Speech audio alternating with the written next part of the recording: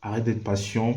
Demande-toi plutôt comment tu peux accomplir tes objectifs de 10 ans sur 6 mois. Tu échoueras probablement, mais tu seras plus loin que quelqu'un qui attend 10 ans pour que ça se passe. Cette phrase, elle est attribuée à Elon Musk. La première fois que je l'ai entendue, je me suis dit que c'est exactement ce genre de phrase qui divise. Alors, il y a deux écoles. Il y a ceux qui vont crier au génie et ceux qui vont dire que c'est irréaliste. Je pense que la vraie et la bonne question à se poser dans ce cas, c'est de savoir quel est notre rapport au succès, au travail et au temps. Réfléchissons un peu. Au fond, on parle tous de succès. Mais est-ce qu'on parle vraiment de la même chose? Parce que pour certains, réussir, c'est devenir riche, l'aisance financière.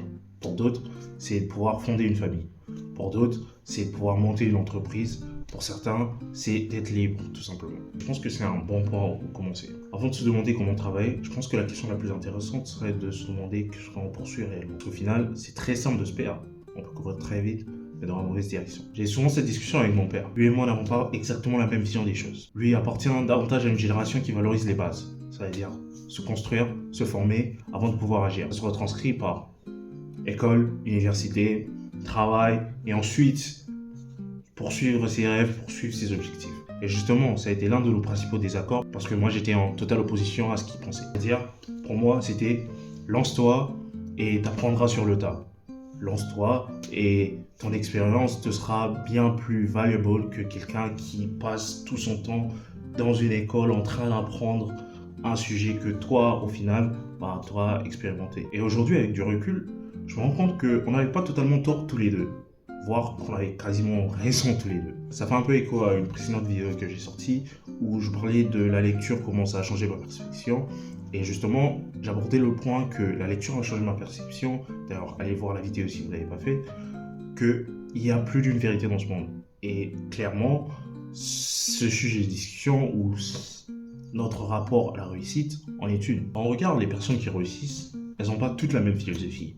Par exemple, Elon Musk, lui, il cherche à compresser le temps. Il se demande comment faire en quelques mois ce que d'autres prendront des années à le faire. Et des exemples, il y en a plusieurs. Par exemple, Cristiano Ronaldo, qui lui est connu pour une discipline presque obsessionnelle. Et il y a aussi 50. Tous ceux qui ont travaillé avec lui, vous entendront des témoignages. Et le témoignage qui me vient en tête est celui de Tony Aye, je ne sais pas si c'est le nom correct, qui disait dans une interview que, en fait, c'est intimidant d'être avec 50 parce que c'est le gars qui a le plus de succès de tous, mais c'est aussi celui qui travaille le plus. Et il y a aussi mon favori, Naval Ravikant, qui dit un peu l'inverse de la culture du toujours plus actuellement.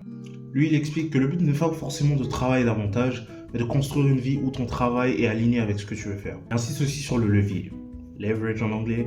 Je pense que peut-être que je ferai une vidéo spécialement dédiée à lui parce que vraiment c'est quelqu'un que j'ai découvert ces dernières années et c'est quelqu'un qui a fortement impacté aussi ma vision de la vie.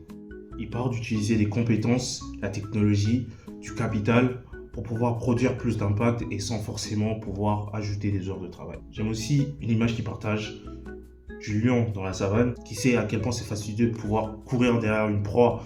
Et justement, la plupart du temps, le lion, il est dans la savane, il est en train de chiller avec sa famille, avec ses copines, ok? Et quand il décide d'aller chasser, il le fait précisément. Il le fait en groupe, il le fait avec une coordination de fou. Et justement, ça fait que la plupart du temps, quand il le fait, il a sa proie. Toutes les personnes que je viens de citer ont réussi et pourtant, aucune n'a exactement la même recette. C'est presque évident. Mais personne ne semble vraiment le remarquer sur Internet.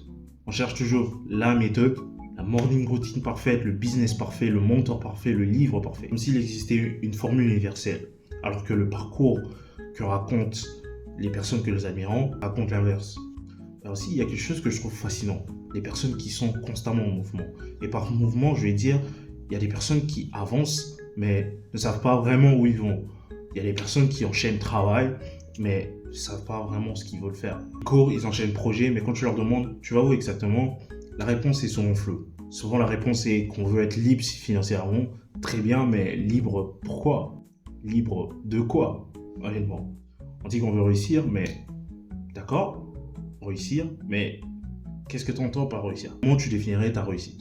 C'est des questions simples et pourtant elles sont rarement posées. C'est des questions simples, pourtant il y a une très grande difficulté à trouver des réponses. Il y a un autre piège. On veut souvent avoir un plan parfait, mais la nature même de la vie est qu'elle est imprévisible. Et surtout, nous sommes imprévisibles.